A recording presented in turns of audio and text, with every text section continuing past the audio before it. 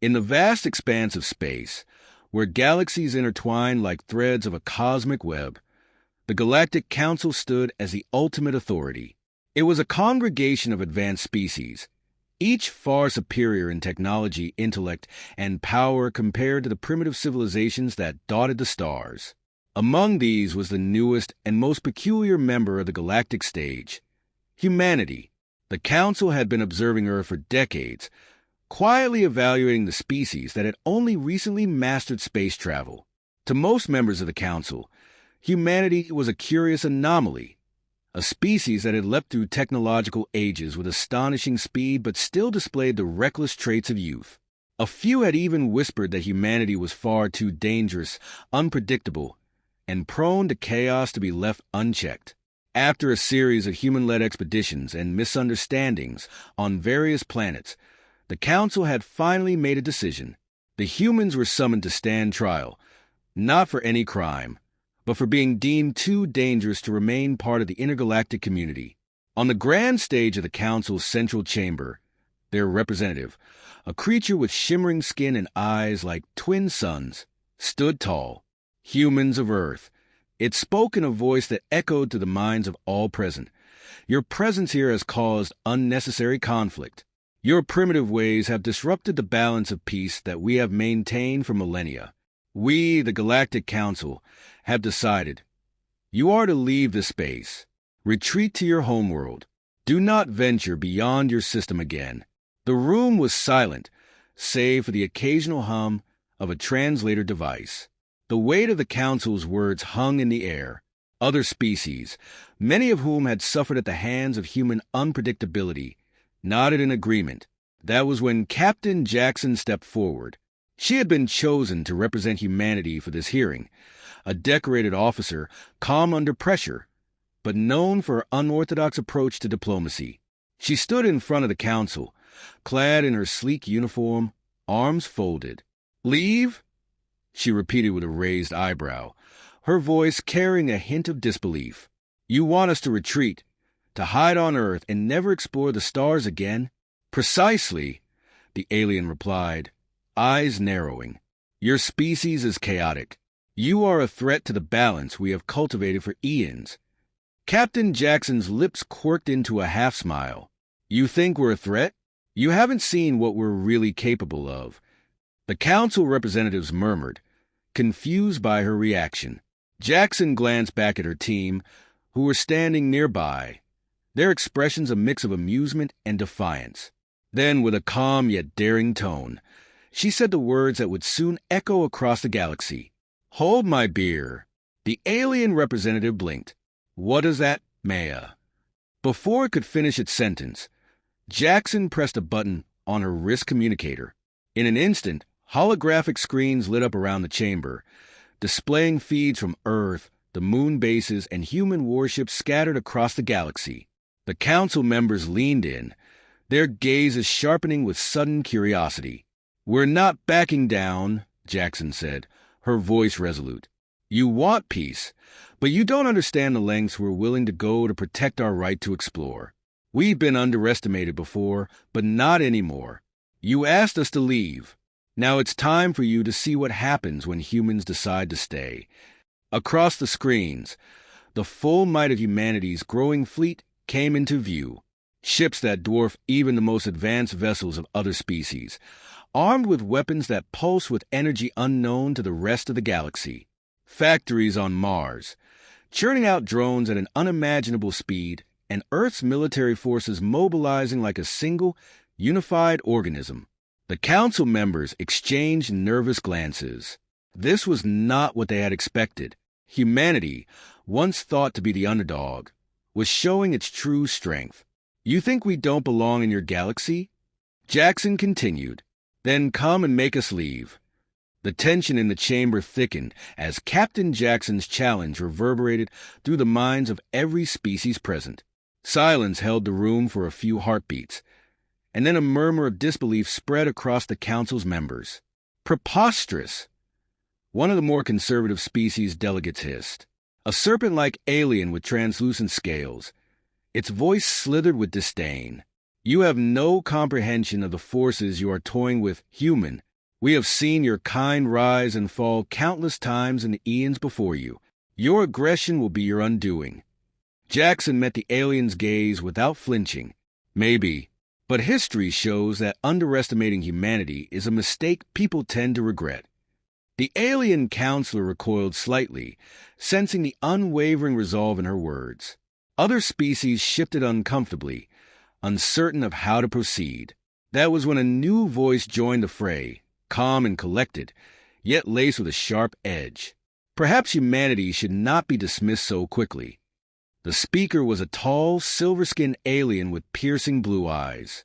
Their species, the Kvar, was one of the most respected in the galaxy for their wisdom and mastery of diplomacy. Their leader, Eratov, had observed humanity's rise with great interest, often arguing that there was more to humans than met the eye. Captain Jackson eyed Eratov warily. "You've been quiet up until now. Why the change of heart?" Eratov clasped their hands behind their back and stepped forward, addressing the council as much as Jackson. "The humans, for all their flaws, have shown something that few species possess: adaptability. They evolved not just physically, but mentally, culturally, and, dare I say, strategically.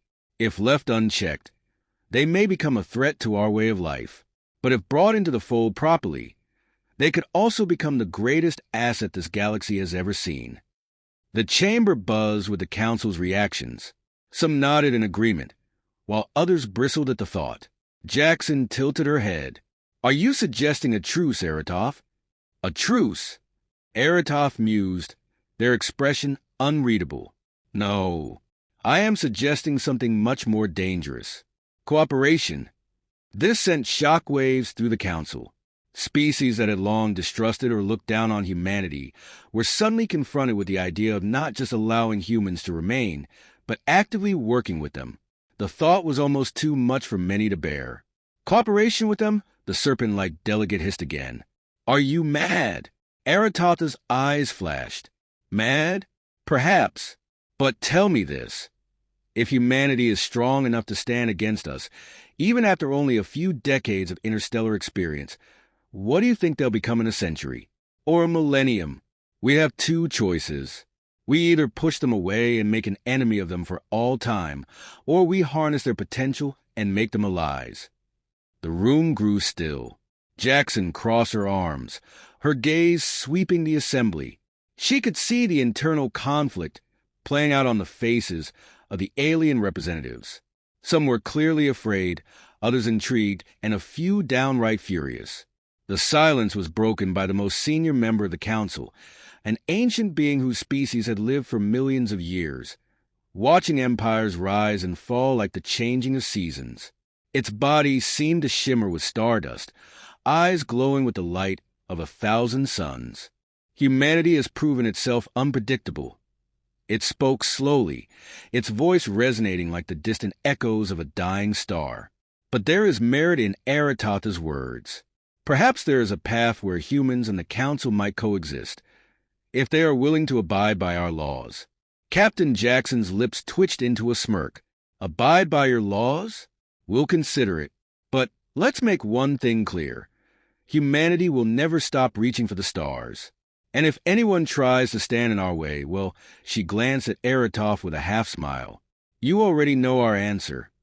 The ancient counselor tilted its head, studying Jackson with its eternal gaze. "Then it seems a compromise must be made."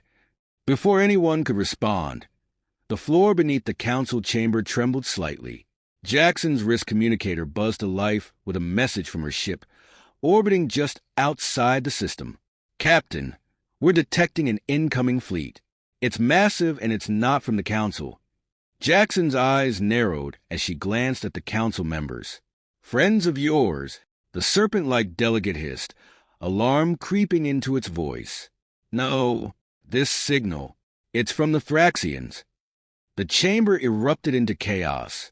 The Thraxxians were a race known for their brutality, feared across the galaxy for their conquest of entire star systems. If they were here, it could only mean one thing: war. Jackson, undeterred by the sudden shift, turned to Eratov. "Looks like our negotiation's about to get interrupted. Still think we can cooperate?" Aratotha's eyes gleamed with a dangerous light. Now, more than ever. But first, we must survive. Captain Jackson's heart raced as alarms blared throughout the council chamber, lights flickering from green to red. The Thraxxians were the stuff of nightmares, an insectoid species that moved in swarms, devouring everything in their path. Their massive fleet had never been defeated, not by any species present in the council. Thraxxians? Jackson muttered under her breath, her eyes narrowing. Of course, they'd show up now. The serpent-like delegate recoiled, its shimmering eyes wide with fear. This cannot be. We had peace agreements with them. Guess they don't care much about your agreements, Jackson snapped. Her wrist communicator buzzed again, and this time her first officer's voice came through, tight with tension. Captain, the Thraxxian fleet is entering the system.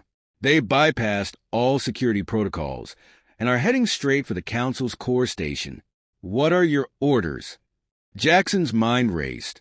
The Thraxxians were infamous for their blitz tactics, overwhelming defenses with sheer numbers and firepower. But if there was one thing humans were good at, it was turning the tide when the odds seemed impossible. She glanced at the alien counselors, most of whom were still frozen in shock, their diplomatic protocols ill-suited for sudden warfare. Aratoth stepped closer, their voice low but urgent. Captain, this station has defenses, but they won't hold for long. If the Thraxxians breach our perimeter, they'll slaughter everyone here. Jackson clenched her jaw. Not on my watch. She pressed a button on her wrist communicator. Prepare the fleet for immediate engagement, full combat readiness, and patch me through to the Council's defense systems. If they won't fight back, we'll do it for them. Her first officer responded instantly. Yes, ma'am. We'll be ready. Jackson turned to Aratoth. Can your ships hold them off for a few minutes while we get ours into position? Aratotha's eyes flickered with uncertainty. Our forces are diplomatic, not built for direct combat. Figures, Jackson muttered. Then it's up to us. She activated the holographic table in the center of the room, projecting the Thraxxian fleet. The ships appeared as a dark mass, bristling with sharp edges, like a swarm of metal locusts advancing toward the Council's core. Jackson's fleet, though smaller, had something the others didn't: human ingenuity. She quickly mapped out a strategy, using the Council station as a shield while deploying her ships in a flanking maneuver. The key would be speed and precision. Humanity's warships weren't the most powerful in the galaxy, but they were fast and adaptable, able to hit hard where it hurt most. Jackson spoke loud enough for the entire chamber to hear. Listen up. The Thraxxians are coming for all of us. Human, alien, doesn't matter. If we don't stand together now, none of us are making it out of here alive. We need to coordinate. You help us, and we'll help you survive. Several counselors looked uncertain, but Aratoth nodded. We will provide support. Our ships can reinforce your flanks. The serpent-like delegate hissed in protest. We cannot trust humans to lead this defense. Jackson shot the creature a withering look. Then lead yourself into oblivion. We don't have time for squabbles. At that moment, the chamber's massive viewport darkened as the first wave of Thraxxian ships came into view. They moved like shadows against the stars, their sleek, blade-like forms cutting through space with terrifying grace. Explosions rocked the station as the first salvo of plasma fire hit the Council's shields. Jackson snapped into action. Engage now. Human warships launched from their positions like arrows from a bow, streaking toward the Thraxxian fleet. Bright blue thrusters flared as the ships accelerated, their weapons already locking onto targets. The air crackled with tension as the Council's defense systems kicked into gear, firing beams of concentrated energy at the invading fleet. Keep your distance, Jackson barked into her communicator. They're going to try and swarm us. Pick them off at range. Human destroyers launched volleys of kinetic rounds, the projectiles slamming into Thraxxian ships with precision. Smaller drones launched from the Thraxxian vessels, but were met by a cloud of human-guided missiles that shredded through their ranks. Jackson's fleet, though vastly outnumbered, fought with a fierce intensity that the Council had never seen. Her ships moved like a deadly dance, dodging and weaving between enemy fire, counterattacking with brutal efficiency. Every maneuver was calculated, every strike deliberate. Inside the council chamber, the alien delegates watched the unfolding battle, shock giving way to something else, respect. For the first time, they witnessed the ferocity and coordination that made humanity such a dangerous force in the galaxy. A sudden explosion rocked the chamber, sending several delegates sprawling. Jackson grabbed onto the control panel, keeping herself steady. She glanced up at the view screen. The Thraxxians had breached the outer perimeter, and their lead ships were closing in on the station itself. "Captain!" Her first officer's voice cut through the chaos. "They're pushing harder. We're holding, but we can't hold forever." Jackson's mind raced. They were outgunned, and the Thraxxians showed no signs of slowing. If they didn't do something drastic, the Council and her entire fleet would be wiped out. She glanced at Aradoth. "Do your ships have anything that can punch a hole through their formation? Something big?" Aradoth hesitated, then nodded slowly. "We have a high-energy particle cannon aboard our flagship, but it requires time to charge." Jackson smirked. "Time is exactly what we're going to give you. Focus that cannon on their lead ship. We'll keep them busy." She pressed a button on her wrist communicator. "All ships, focus fire on the Thraxian flagship. We're going to break their line." The human fleet shifted tactics instantly, pouring everything they had into the Thraxian lead vessel. Plasma fire, kinetic rounds, and missiles hammered the massive ship, which retaliated with a ferocious onslaught of its own. Explosions lit up the void as smaller ships were caught in the crossfire. Jackson gritted her teeth.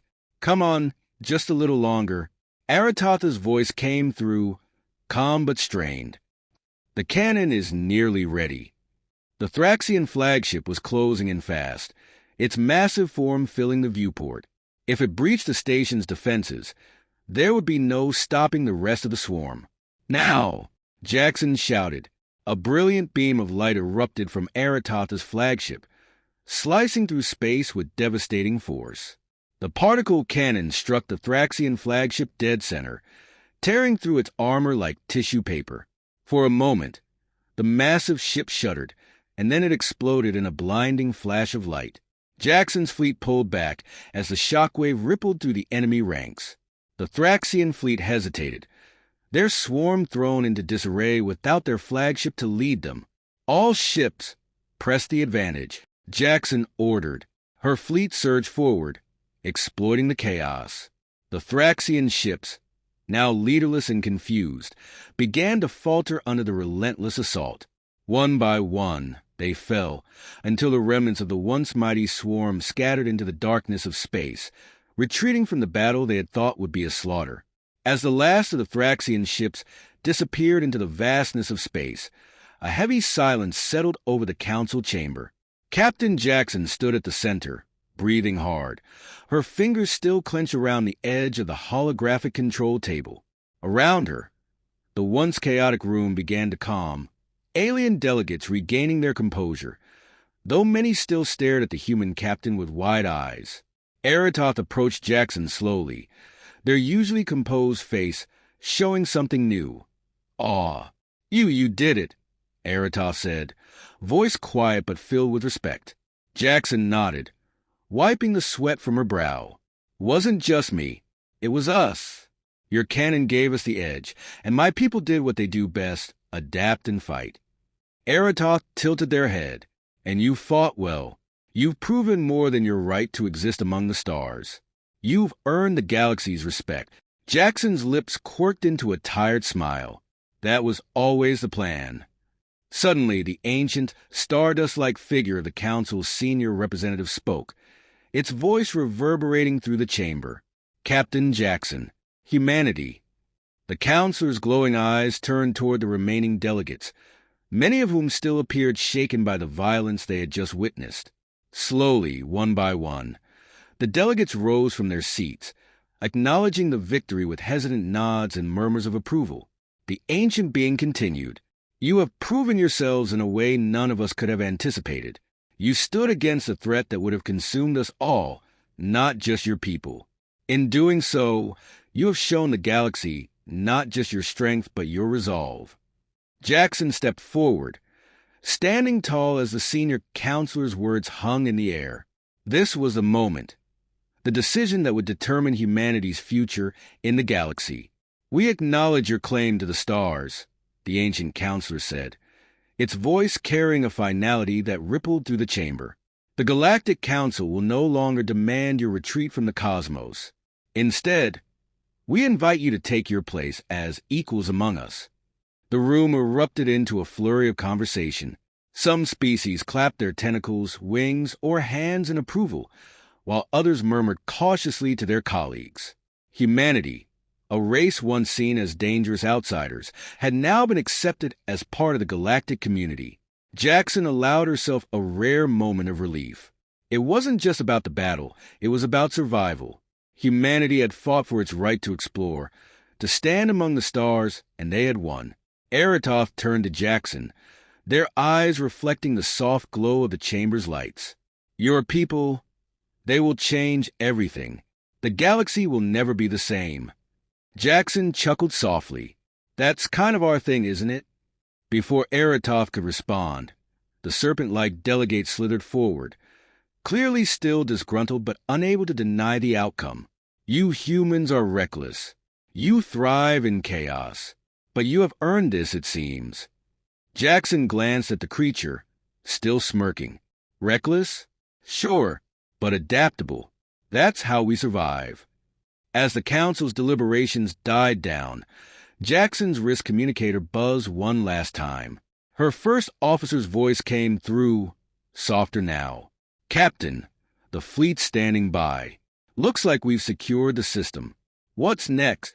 Jackson looked out of the viewport, her eyes scanning the vast field of stars, where distant worlds waited to be explored, challenged, and perhaps even conquered.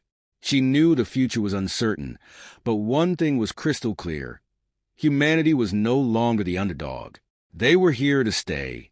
She smiled, her tone relaxed but confident. Next, we're going to keep doing what we've always done, move forward. Jackson took a deep breath, turning her attention back to the council members. She could feel their eyes on her, some wary, others intrigued, but all understanding one simple truth. Humans weren't going anywhere. With that, Captain Jackson gave one final glance at the council, then to Eratosth, who nodded in return. The galaxy had just witnessed humanity at its finest, determined, unrelenting, and fiercely independent. The stars no longer felt so distant. Let's head home, Jackson said into her communicator. We've got a lot more galaxies to see. And as humanity's ships powered up, their engines roaring to life, one phrase echoed across the stars. This time in reverence and respect, not in disbelief. Hold my beer.